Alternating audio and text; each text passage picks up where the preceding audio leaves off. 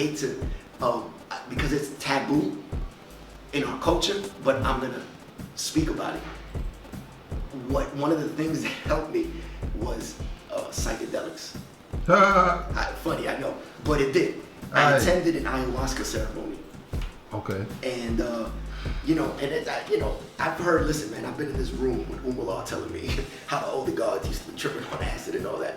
But that's recreational. What I did was not recreational. What I did was guided, and it was with a purpose. And there's a certain, and Mike Tyson talks a lot about this now in his podcast. He talks about, it's funny because today I micro-shroomed. I micro-dosed our shrooms. Oh, shit. I'm good now, but but you know what I mean? Like, I'm listening. That taught me, those type of things taught me, this is why I'm vulnerable in front of them. I'm comfortable in my skin. When I was going through what I was going through with my divorce, I wasn't comfortable in my skin. I was ashamed to talk about anything. Real quick though, it's funny that you're talking about this guy. I just read an article that was talking about octopus, right? These octopus, right? Like, do the nod. Now, these octopus are like they're real antisocial creatures, and that they don't fuck with each other until it's time to mate. But they really don't. They like really like go in like under wherever and just hide. Right. So these scientists injected them with some kind of psychedelic hallucinogen, okay. like a shroom or something like that. Was it MSD? LSD. No, there was MS. There's another term that I'm not. Maybe I'm a little off. DMT. It wasn't DMT. I know it's an MS. Maybe. Okay, but anyway, these animals wind up coming and they start hugging each other with the tentacles, but now they're much more social. So it stimulated like the endorphins. Basically. Right, okay. So it stimulated them to the point where they're a lot more social, where they came out of their hiding spaces and they thinking that these creatures weren't supposed to be social at all, unless they were mating, but this here opened them up to being social. So I see that in the psychedelic movement, where you see, with kind of like the 60s, where it's become like free love. I think that just became unhinged. It became, other than what it was, well, I mean, when I say what it was intended, because it was intended for a certain purpose, but the 60s was Vietnam War and Air America. The CIA was bringing in harder drugs than psychedelics, and there wasn't a lot of drug education at that time, and that's a narcotic, opium.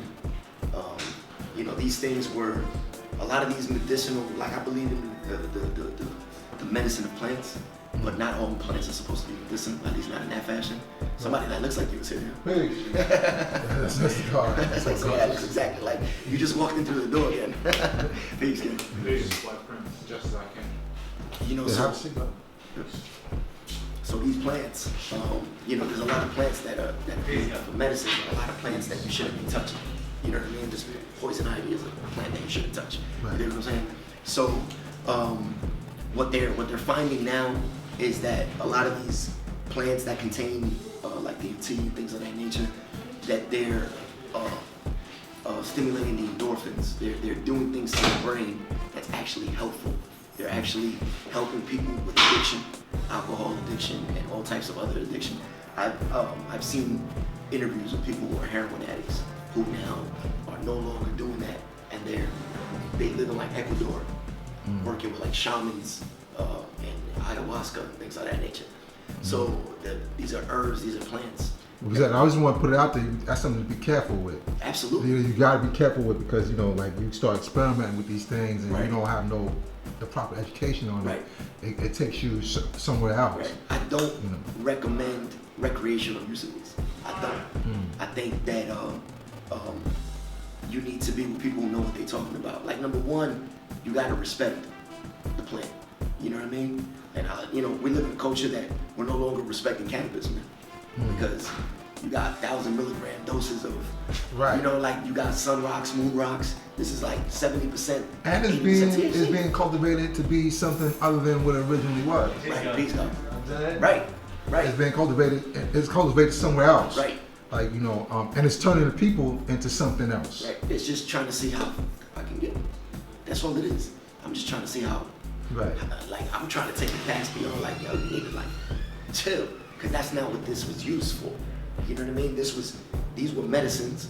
You know, I remember I went to school with a Jamaican cat who was like, yo, when I was young, my family would make me cannabis tea, and it didn't make me high or anything, but when I had a fever, the cannabis tea would clean me out, and my fever would literally be gone.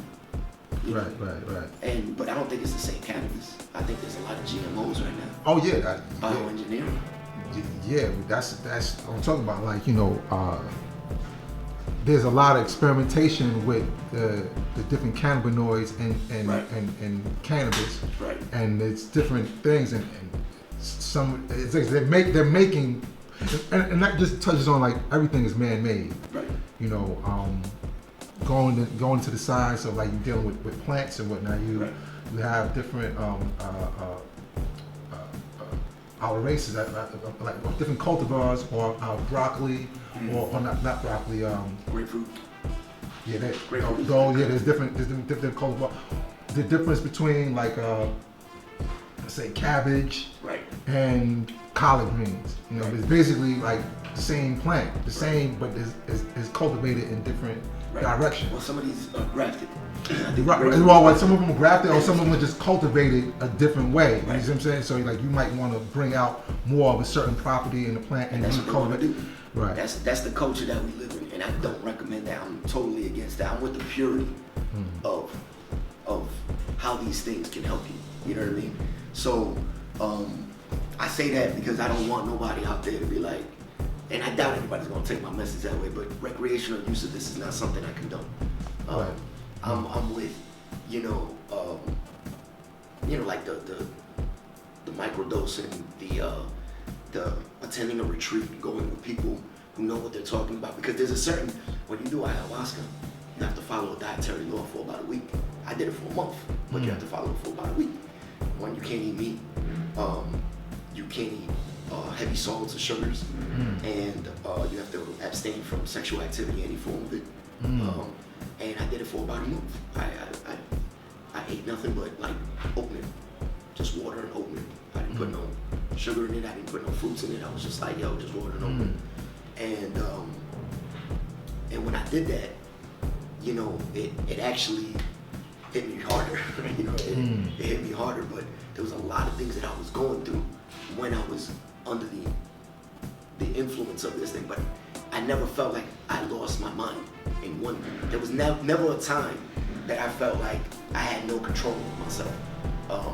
Instead, what I was going through was making me deal with a lot of emotional things that I didn't want to deal with, and things that I didn't even know that I had to deal with. Anxiety, depression, sadness. I was dealing with all that, not realizing, that this is what this does to you. You know what I mean? So when people think psychedelic, they usually think visual, things that colors, impair your vision and things like that. But what it was doing was helping me to confront a lot of things that I didn't even know I needed to confront. And I think that's what made me more comfortable in my skin, because it came to a point where because when you're going through anxiety, what you do is you fight it. You fight against it because you don't want to feel that way, right? And it came to a point of acceptance. Like, you know what? I'm doing this. No matter what I do, it doesn't go away. I have no control over this feeling. Aside from the only thing I can control is my breathing. That's it. So I'm just gonna concentrate on my breathing. And it almost feels like, I kid you not, I know it sounds weird, but I felt like I was gonna die. I felt like.